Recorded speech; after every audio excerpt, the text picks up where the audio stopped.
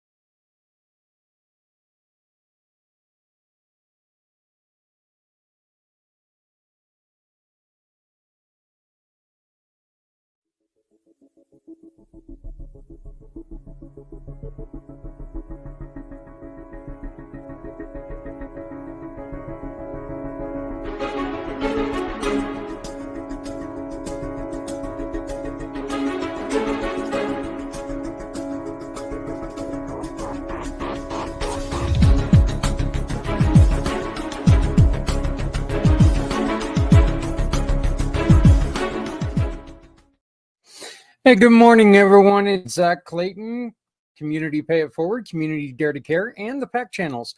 I say good morning because I am reading this first thing in the morning, and I'm recording this because, well, we've had the issues we've had in the past. And I've got to tell you, this morning has started out fantastic. Let me go on ahead and share a little bit on why. Just looking at my old iPad, and if you look here, that's right, hockey's on.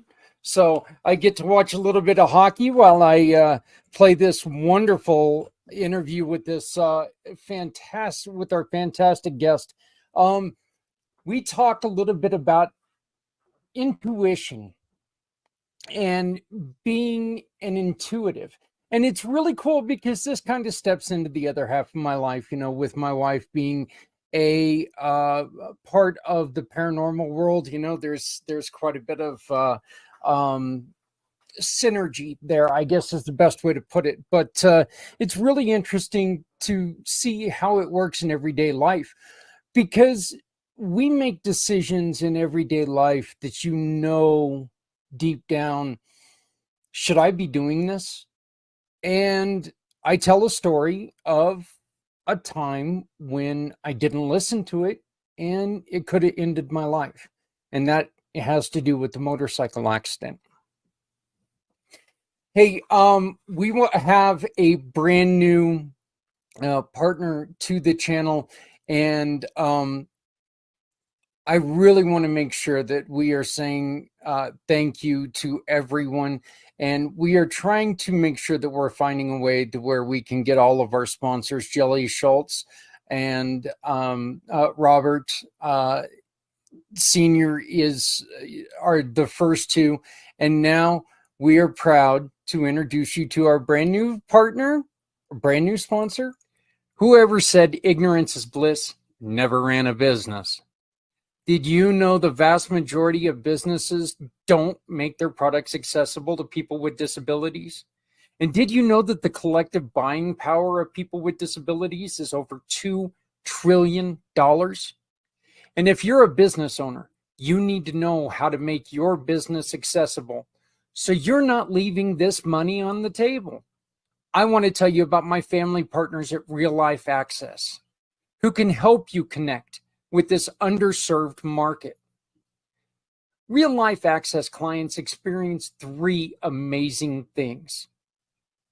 First, a reputation for accessibility that brings customers to your door. Second, a freedom of worry about legal consequences from not being ADA compliant. And third, increased revenue. Real Life Access team members offer common sense accessibility solutions which won't break your budget. These are business people who understand the challenges faced by all small businesses. They are also people with disabilities who know what it takes to be accessible. Check out their courses, coaching packages, and so much more at reallifeaccess.com. You'll be glad you did. We were just talking a second ago, my next guest and I, and we're going to be talking about something that is a little personal to me here in a little bit. When I did not follow what I should have, and in a way, glad I didn't. In another way, would have probably made my life a lot easier if I would have followed it. So I wouldn't be where I am if I followed it, but truthfully, I wouldn't be going through a lot of the same stuff if I did follow it. My next guest, and I am very, very happy and excited to introduce everybody to Anna Quigley. Anna with the Intuition Zone. How are you doing? I'm doing fantastic. Thank you for asking. Anna, I've got a very, very simple question to ask you first.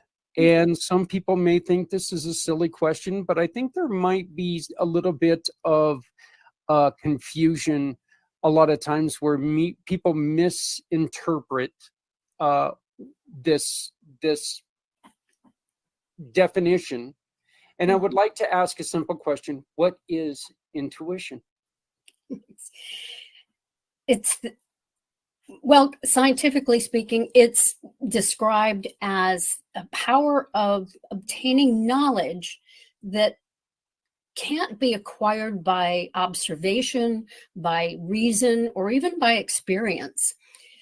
It's a deep sense of knowing or feeling that really transcends logic and reasoning. Our mind works in 2 ways, the logical side, but then we have the intuitive side, which is an innate gift that we are born with. We all have this. And sadly, not many of us use it specifically to its fullest capacity. that gut feeling, that flash of insight that wait, I'm going to turn here, or you just get wonderful butterflies in your stomach when you meet someone that you just feel connected with, or conversely, where you just go, oh, wait, something's not right here. It shows up in so many different ways, but it's available to us 24/7 to help us make decisions with confidence, to help us navigate challenges. It allows us to tap into our creativity, increase joy, simplify our lives. Doesn't have to be anything major, but it just empowers our life. And the question I always ask is, are we listening? Are we listening to this gift? Let's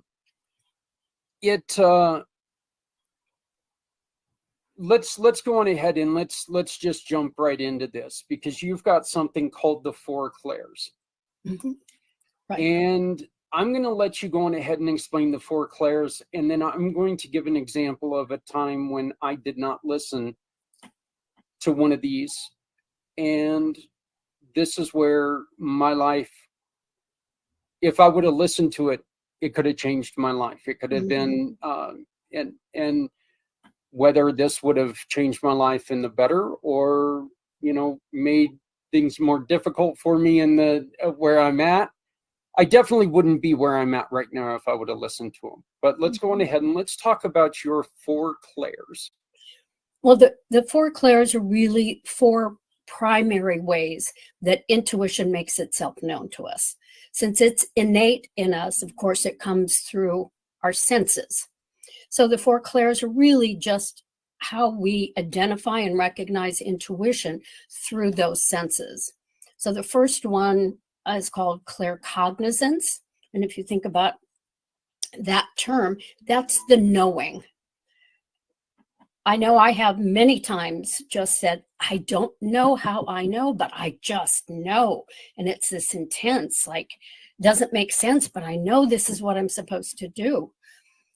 It's, the inkling. If you can't, decide on something, the intuition and that knowing is there to guide. A second one is clairaudience. So audio audience. That's hearing voices, if you will. And people talk about that still small voice that, oh, gee, it's just like this little whisper. Sometimes it's an audible, and I've had this experience where you think someone's there literally talking to you. You hear it that vividly, and it's guiding us. It may be, stop, wait, don't turn there, just as a car goes through a red light. It's these messages too, it's important to know they're always kind, they're positive, it's non-judgmental, these guidances, and very protective.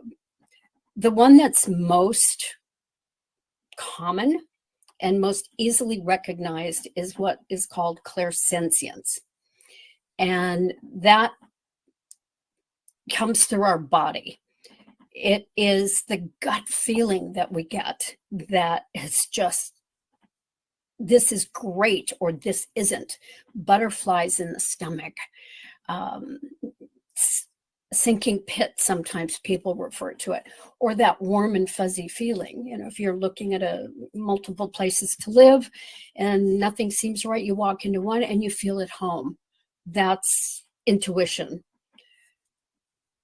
The last one I'll mention is when it's coming through your, the visual aid.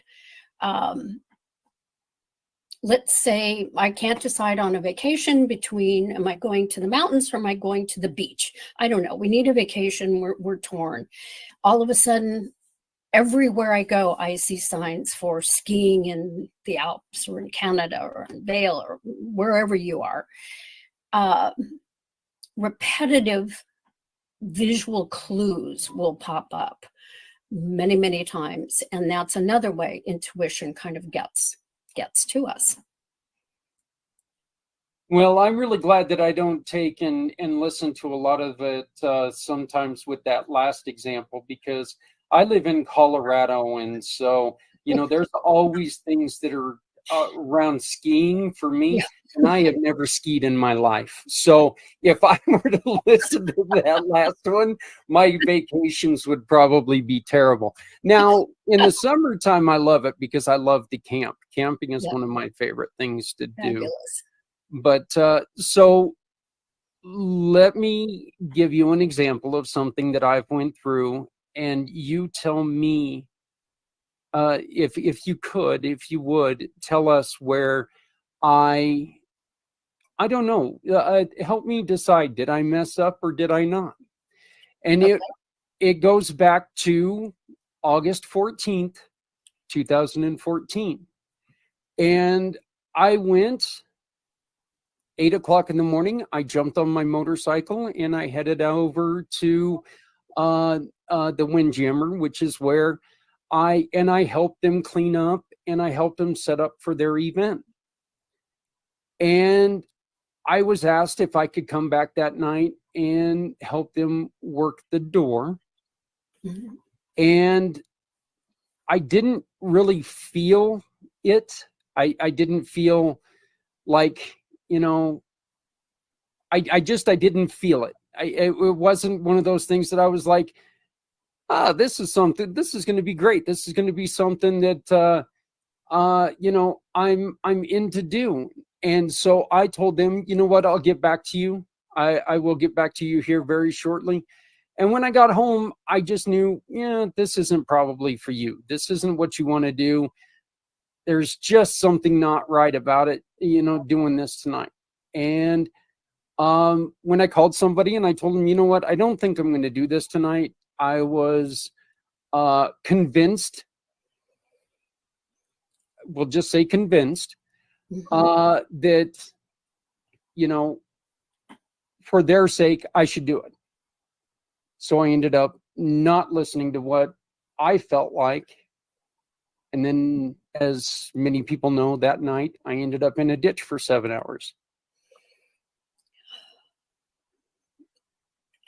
And you're fine now, first of all. I still suffer with headaches. Um, and I run this wonderful company. Mhm. We do the wonderful things that we're able to do. I'm sitting here and talking to you because I am a person who doesn't like to be bored. And so I started Community Pay It Forward. And, because of the disability, I am allowed to do this. But of course, I've got the disability, the brain injury, the headaches, and everything else. Let me ask you a question, Zach. Yeah. What were you sensing? Where was that knowing showing up in your body or in your mind when you just were telling yourself, yeah, this isn't right? Do you remember? Was it a feeling? Were you getting the little voice that was like, not for you? It was a knot in my stomach. It was a knot in my stomach, and it was just a complete and total disinterest of being there. I was just like, this just isn't something I should do. This just isn't, I just didn't want to be there. Mm-hmm. And there was something just pushing me away from going. And the funny thing is that it was never something that I needed to be, to put myself in a cage, or as people call it, a car. This was a motorcycle event, and there was nothing that said, hey, you should roll up in your cage, don't take the bike. There was never any question in that. Okay. If I was going on the bike. So none of that was ever an issue. This was just, if you're going to go, you need to go. And you're going to be on two wheels. And unfortunately, that's a hard way to learn a lesson. Yep. You have to look at the gift that came from that. You have a level of awareness now because you have that direct unfortunately, negative response to not listening and not honoring that message that your body, your life, your soul, if you want to call it that, was telling you. And that's actually one of the terms that I use for intuition. Like our car, or the GPS that we have on our car, we trust. Hey, I want to go from here to there, and we trust that the directions and the messages and the pathway that our car's GPS is giving us, we trust. And we just, okay, turn left. Okay, I'm turning left. We turn off the logical mind and listen to the car's GPS. Well, I call intuition our GPS, but it's our internal GPS, our God positioning system. This is our innate guidance system, our own. And the more we listen to it, the more easily we're going to avoid, unfortunately, challenges and problems like you ran into. But you've used this as a lesson, a learning lesson, and you've used it to transform your own life, which is amazing. But like a radio, really, if you think about a radio signal, it's tuning our mind to listen, tuning it to that frequency, learning to listen to that frequency, as opposed to the rational mind, or feeling compelled by friends, family to do something or go something against that GPS, internal GPS that's saying, it's not right for you. This is not where you need to go. And you can learn. There are a lot of ways that we can learn to improve and listen to this. It's finding a way to tune out the chaos around us, which is all the time. There's always things pulling our attention, but there are ways to learn to improve that. And that's my passion project now, is helping people learn how to do this and how to really listen to our GPS, our internal GPS.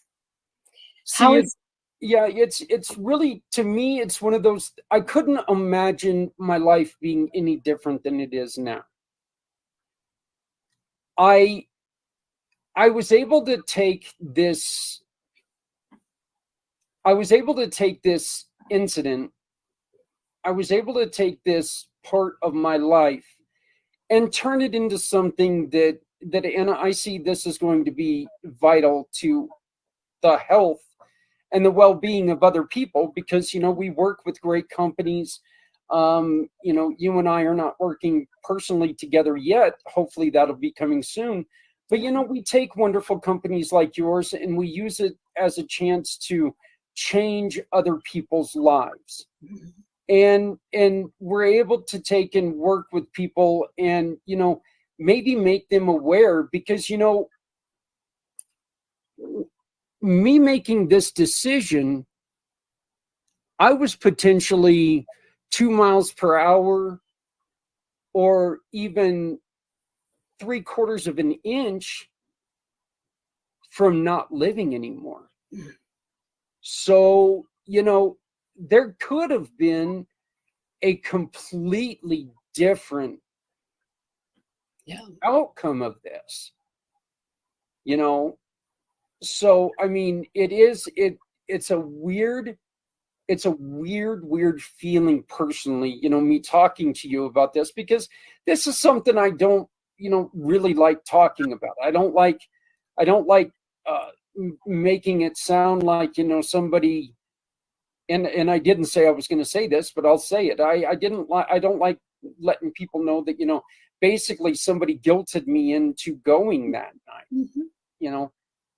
I don't want to, because I don't want to put that on them. Right. I went. Yes. I made the decision to go. Yeah. And it was somebody else who ran me off the road. It wasn't that person who ran me off the road. Mm-hmm. So, but I appreciate you talking to us about this. Well, and your story is such a wonderful example, a horrible outcome, but I love that you're taking ownership. You did make the choice, and it's so easy for us.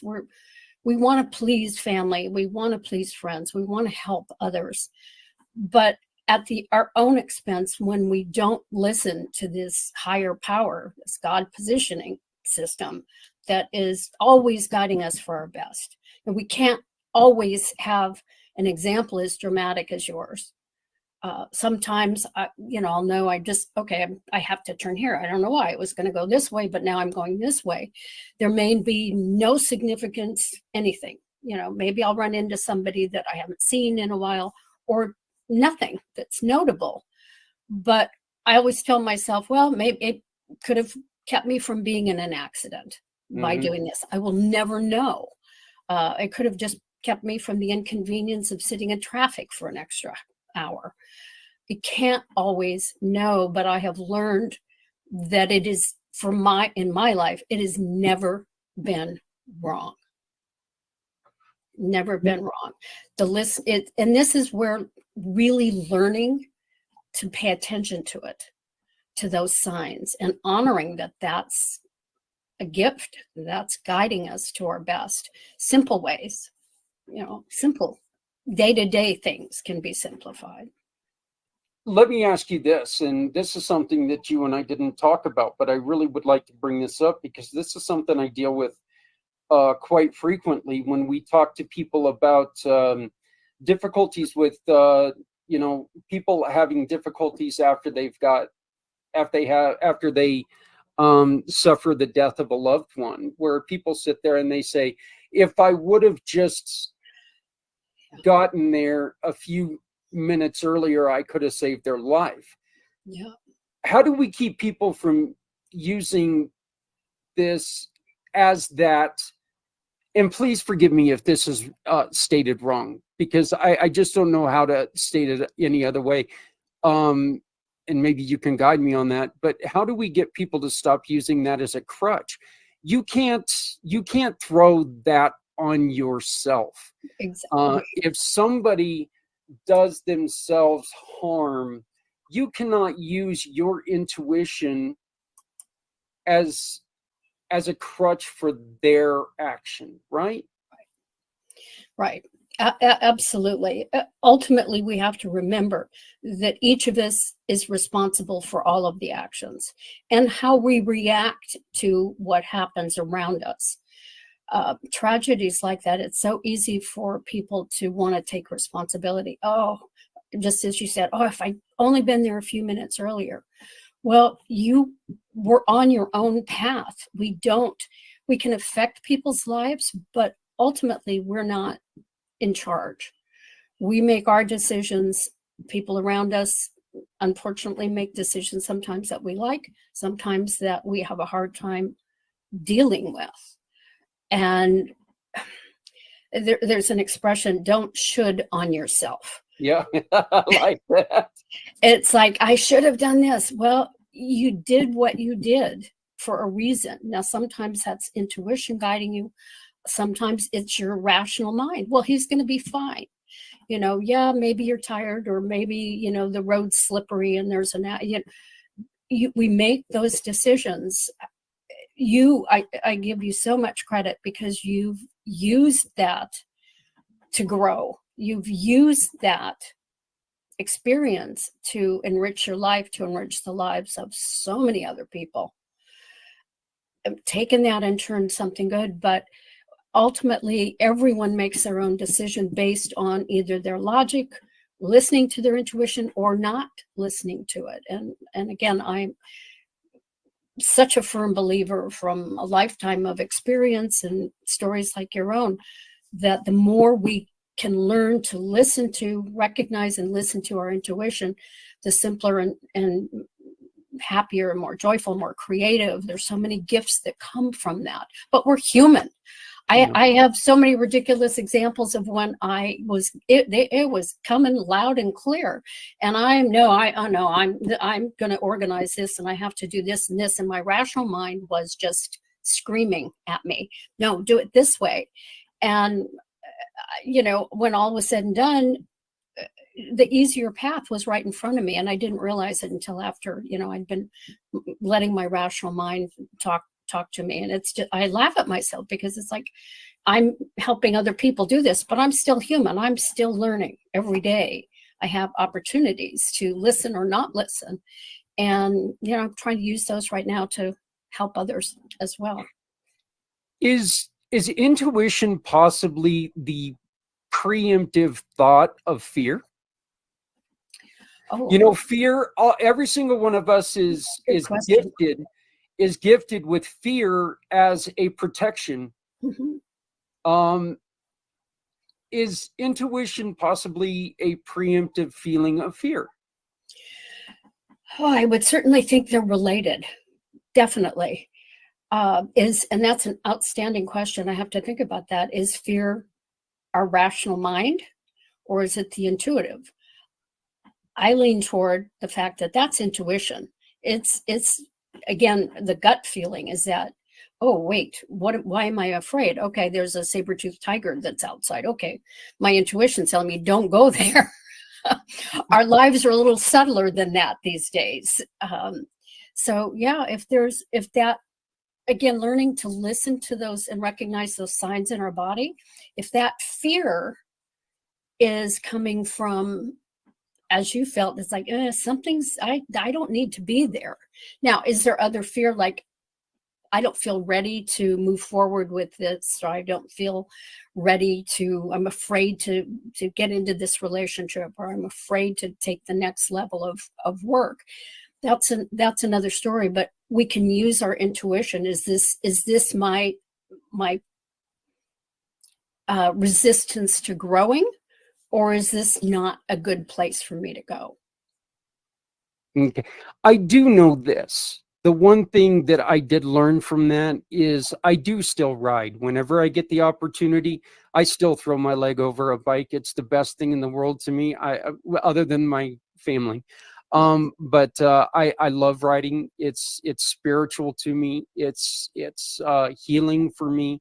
It's such a beautiful part of my life. It is one of the I never feel more whole than when I ride. But I will tell you this, Anna, I will not ride if there's something telling me, don't do this. Great. Don't do this.